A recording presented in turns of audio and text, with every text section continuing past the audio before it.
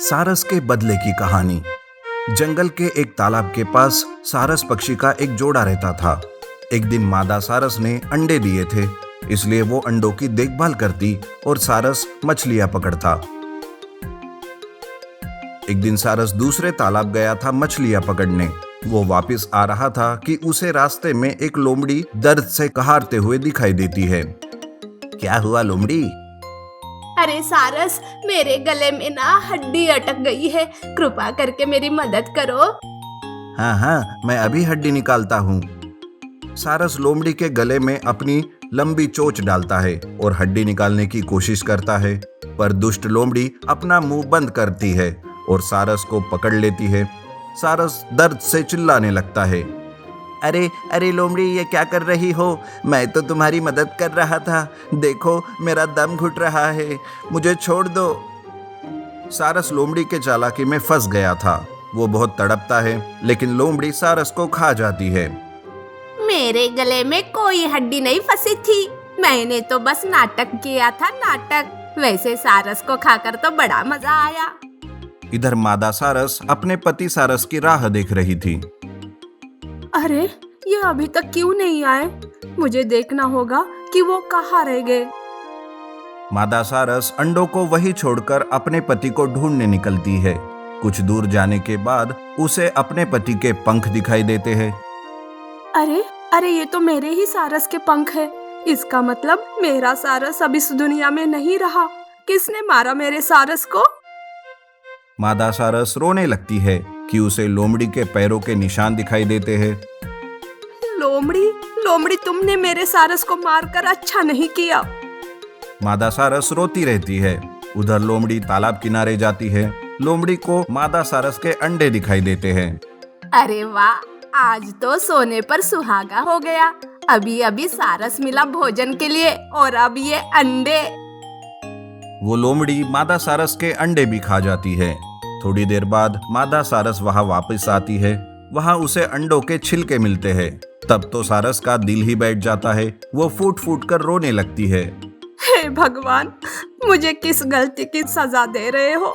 पहले मेरे पति और अब मेरे अंडे मुझसे दूर क्यों किए? मेरे साथ ऐसा क्यों किया भगवान? मादा सारस रोते रहती है कि तालाब की एक मछली ऊपर आकर कहती है, रो मत बीना, मुझे दुख है कि सारस अब इस दुनिया में नहीं रहा। और हाँ, तुम्हारे अंडों को ना वो लोमड़ी खा गई।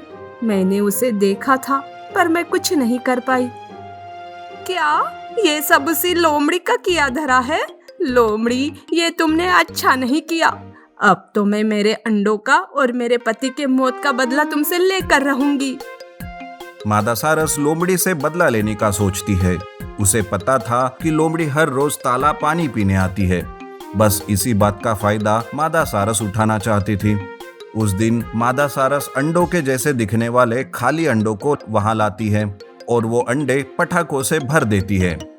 आज तेरा मुंह ना जलाया तो मेरा नाम भी बदल देना। मादा सारस अंडों को छोड़कर पेड़ के पीछे छुप जाती है। थोड़ी देर बाद वहां लोमड़ी आती है। अंडों को देखकर उसके मुंह से लार टपकने लगती है। वो इधर उधर देखती है और अंडों के पास जाती है। वो अंडों को मुंह में लेकर चबाती है, पर उसी वक्त वो पटाखा फूट जाता है। जैसे जैसे पटाखे फूटते, लोमड़ी भी वैसे वैसे उछलती है।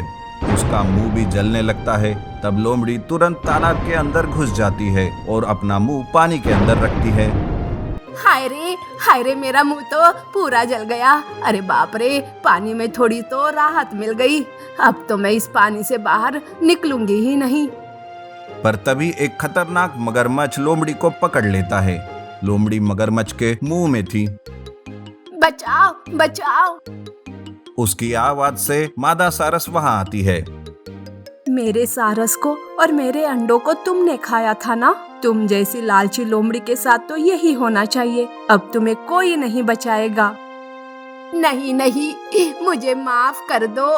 देखो, मेरे भी ना छोटे छोटे बच्चे घर पर है, वो मेरा इंतजार कर रहे होंगे। देखो, इस बार मुझे माफ कर दो। तुम्हें तुम्हारे अंडों की कसम, मुझे बचा लो। ये सुनकर मादा सारस थोड़ी सहम जाती है। उसे अपना दुख कम लगता है। बस लोमड़ी के बच्चे अनाथ ना हो, इसलिए वो लोमड़ी को बचाने जाती है। तब मादा सारस मगरमच्छ के शरीर पर बैठ जाती है और उसे अपनी नुकीले चोंच से मारने लगती है। तब मगरमच्छ लोमड़ी को छोड़ देता है और पानी के अंदर चला जाता है। तुम्हारा बहुत बहुत धन्यवाद। मैंने तुम्हारे साथ बहुत बुरा किया, लेकिन तुम चाहती तो मुझे नहीं बचाती। क्या करूं? मैं एक माँ हूँ, मैं निर्दयी नहीं हूँ। हाँ, मैं तुमसे बदला लेना चाहती थी, इसीलिए मैंने अंडों में पटाखे छुपाए थे। मैंने तुम्हें नहीं बल्कि एक माँ को बचाया है। उस दिन से लोमड़ी और मादा सारस अच्छे दोस्त बन जाते हैं। मादा सारस भी पुरानी बातें भूलकर नई तरीके से जीवन जीना शुरू करती है। नीति: मारने वाले से हमेशा बचाने वाला बड़ा होता है।